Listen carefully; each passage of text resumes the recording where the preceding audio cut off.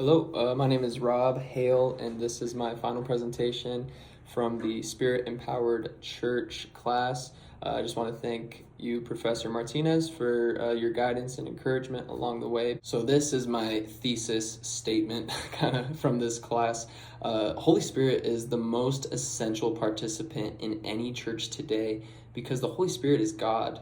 And it's his church, at least it's supposed to be. So without the Holy Spirit in our gathering, and inviting him to move and to work and leaning into the Holy Spirit's power, we're not the church, we're just a crowd. So much of the church today has gone from the church that we see in Acts. So much of the church that we see in America just doesn't quite reflect that, because what we see is a consumer mindset. So there's lots of reasons an inch deep Christianity might fit into a lot of people's lives, but there's no real transformation happening in this treatment of God's church. And it's mostly because the Holy Spirit is not invited in to participate in his church in these settings, with no life change. There's no conviction of sin happening. There's no transformative power. And by and large, what we see is people, they aren't looking to be challenged. They aren't looking to be changed. They kind of like their life maybe, and they just want Jesus kind of as a supplement. And until he's the source, the bread of their life and not just a vitamin, there's not going to be a lot of transformative power, Holy Spirit working in their life, because they're not inviting him to. So there's a danger of consumer Christianity that we need to be wary of and aware of in the church today. And I think a lot of it does have to do with leadership. So I'm going to talk about leadership today too. By and large, a lot of congregants, a lot of churchgoers will create a Jesus who fits their lifestyle instead of surrendering our lives to his lordship. And like I said, this form of faith just lacks power because it's void of the Holy Spirit. Now I'm going to get into the fruit of the Holy Spirit. When we talk about the Holy Spirit with new believers or just anyone, so many people kind of go to that passage in Galatians 5, talking about the fruit of the Spirit, where Paul lists the fruit of the Spirit. People read that list and they think, okay, I just need to do those things. I just need to be more loving. I just need to be more patient. If I just do that, then I will have the Holy Spirit. If I just try harder, I can do that. And the truth is, that is not biblical. That's not the goal. You're still in control. You're still steering the ship. It's not the Spirit of God. It's still you.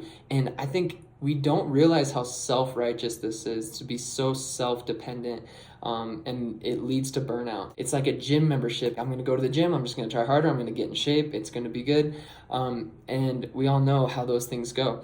Might work out for a little bit, but again, there's no transformative power because it's not the Holy Spirit, it's you. So the fruit of the Spirit doesn't come from trying harder, but surrendering deeper. And what we have to recognize is that the Holy Spirit's work is specific. The Holy Spirit glorifies Christ. He leads us into truth, and he convicts the world of sin, and he empowers us to witness. We need to be mindful that Jesus told the disciples to wait. In Acts 1, Jesus said, "But you will receive power when the Holy Spirit has come upon you, and you will be my witnesses in Jerusalem and in Judea and Samaria and to the end of the earth." Jesus knew that his disciples were not going to be able to fulfill his mission in their own strength. But he knew who could, and he knew the Holy Spirit was going to work in them, and that they needed the Holy Spirit if they were going to be successful. So he told them to wait. So now I'm going to go into the priesthood of all believers. This is every Christian that confesses Christ. We're all called to be a disciple, making disciples. Mike Winger, in his message on priesthood, he talked about how because of Jesus, every believer is a minister, not just a churchgoer or a spectator. And I think we need to remember that today. And our leaders need to remind the body that you're not just a churchgoer, you are a minister. You have a calling.